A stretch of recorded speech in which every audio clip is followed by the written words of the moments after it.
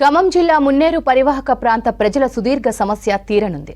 వరదల నుంచి ప్రజలను కాపాడేందుకు ఆర్సీసీ వాల్ నిర్మాణ పనులు స్పీడ్గా జరుగుతున్నాయి. జిల్లా మంత్రులు తుమ్మల, పొంగులేటి కృషితో వాల్ నిర్మాణానికి 680 కోట్లు మంజూరయ్యాయి. 40 అడుగుల ఎత్తులో 17 కిలోమీటర్ల మేర రక్షణ గోడల మధ్య 230 మీటర్ల వెడల్పుతో ఈ నిర్మాణ పనులు చేస్తున్నారు.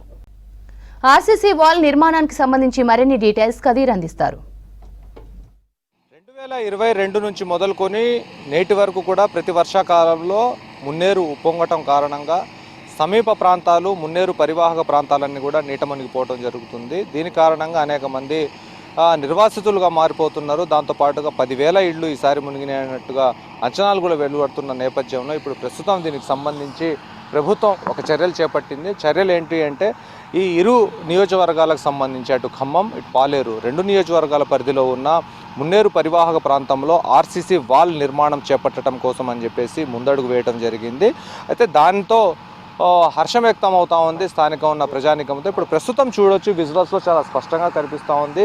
పనులు అనేవి ముమ్మరంగా కొనసాగుతూ ఉన్నాయి. ఆర్సీసీ కాంక్రీట్ వాల్ యొక్క నిధులు కేటాయింపు అనేది దాదాపుగా 680 కోట్ల రూపాయల నిధులను మంజూరు చేయడం జరిగింది. ఇప్పుడు దాంతో దాన్వాయిగూడెం వద్ద పని అనేది కొనసాగుతూ ఉంది.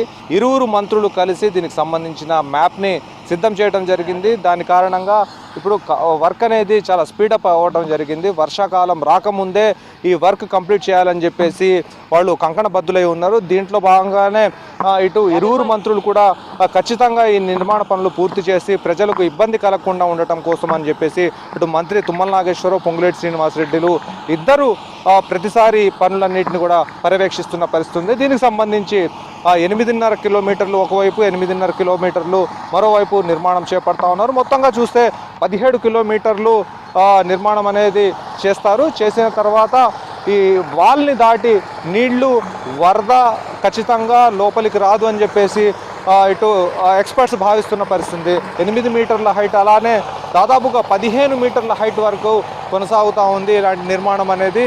ప్రస్తుతం దీనికి సంబంధించి అధికారులు ఏం చెప్తున్నారంటే 40 అడుగుల మేర దీని హైట్ ఉండబోతుందని చెప్పేసి అంటున్నారు. ఎక్కువగా ఖమ్మం నగరం డ్యామేజ్ అయింది కారణంగా దీన్ని ఎక్కువగా హైట్లో నిర్మించి ప్రజలకు ఎలాంటి ఇబ్బంది కలగకుండా చేస్తున్న పరిస్థితి అయితే ఇక్కడ మనం చూడవచ్చు. అయితే రేయనక పగలనక వర్క్ అనేది నడుస్తూ ఉంది.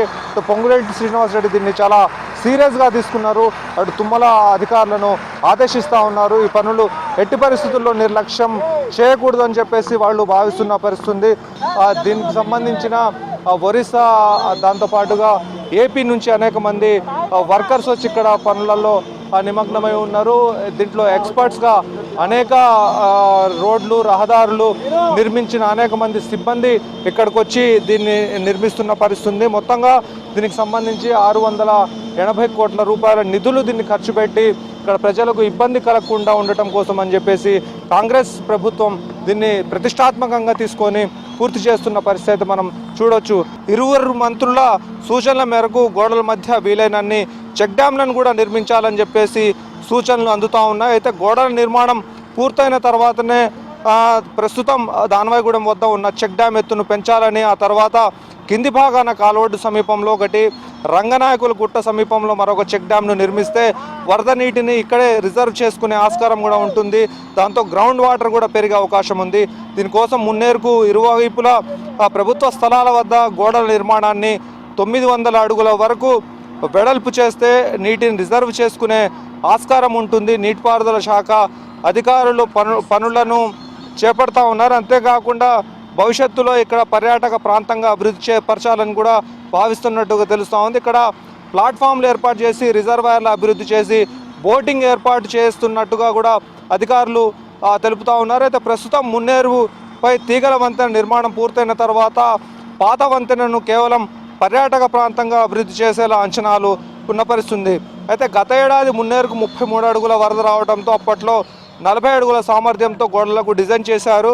680 కోట్లతో ఖమ్మం, ప్రకాష్ నగర్ నుంచి గోళ్లపాడు ఛానల్ వరకు మొత్తం 2 వైపులా 17 కిలోమీటర్ల గోడల నిర్మాణం చేపట్టారు. అయితే ఈ ప్రభుత్వ హయాంలో నిధులు మంజూరు కాగా టెండర్ల ప్రక్రియ పూర్తయింది. అయితే దీనికి సంబంధించిన పనులు అయితే ప్రస్తుతం నడుస్తూ ఉన్నాయి. అయితే 40 అడుగుల వరకు వరద రావడంతో ఖమ్మం నగరంలో పలు కాలనీలు, ఖమ్మం రూరల్ మండలంలోని పలు గ్రామాలు సుమారు 10,000 ఇండ్లు నీట మునిగిపోవడం జరిగింది. స్పీడ్ చేసి దీన్ని త్వరతగిన పూర్తి చేసి ప్రజల సౌకర్యార్థం ఇటు వాళ్ళు తాగునీరుకు కానివ్వండి, ఇటు వాళ్ళకు సాగునీరుకు ఇలాంటి ప్రతి ఒక్కటి వాళ్ళకి ఇబ్బంది లేకుండా ఉండాలని చెప్పేసి ప్రభుత్వం భావిస్తూ ఉంది. ప్రజాపాలనలో భాగంగా ప్రజాపాలనే ధ్యేయంగా రేవంత్ రెడ్డి సర్కార్ ముందడుగు వేస్తుంది. దానిలో భాగంగానే ప్రజలు ఎవరు ఇబ్బందులు ఎదుర్కోకూడదు, కాంగ్రెస్ ప్రభుత్వం అంటేనే సంక్షేమ సర్కార్ అని చెప్పేసి చెప్పేటందుకు ఈ ప్రభుత్వం ముందడుగు వేసి ఈ కాంక్రీట్ వాల్ నిర్మాణం చేపట్టి ప్రజలకు అటు పర్యాటకంగా ఇటు అన్ని రకాలుగా వసతులు కల్పించడం కోసం పనులు అనేది చేపడతా ఉంది. దీంతో ప్రజల మోముల్లో హర్షం వ్యక్తమవుతున్న పరిస్థితి కనిపిస్తూ ఉంది. ఇరువురు మంత్రులు కాంగ్రెస్ ప్రభుత్వంలో 680 కోట్ల రూపాయల నిధులు మంజూరు చేసి ఈ కాంక్రీట్ వాల్ పూర్తయితే ప్రజలందరూ కూడా ఎంతో ఆనందంగా ఉండే అవకాశం ఉంది. వాళ్ళు ఇళ్లను కూడా కోల్పోయే పరిస్థితి ఉండదు. కాబట్టి కాంగ్రెస్ శ్రేణుల్లో, దాంతోపాటు కాంగ్రెస్ ఓటు వేసిన వాళ్ళల్లో కాంగ్రెస్ పైన నమ్మకం ఉంచి కాంగ్రెస్ని గెలిపించిన ప్రతి ఒక్కరు కూడా ఆనందపడేలాగా ఈ నిర్మాణం చేపట్టడంతో ప్రజలందరూ కూడా ఈరోజు ఊపిరి పీల్చుకుంటున్న పరిస్థితి. ఇది మొత్తంగా ఆర్సీసీ వాల్స్ వద్ద ఉన్న పరిస్థితి. వీడియో జర్నలిస్ట్ హర్షత్తో కదీర్, V6 న్యూస్, ఖమ్మం.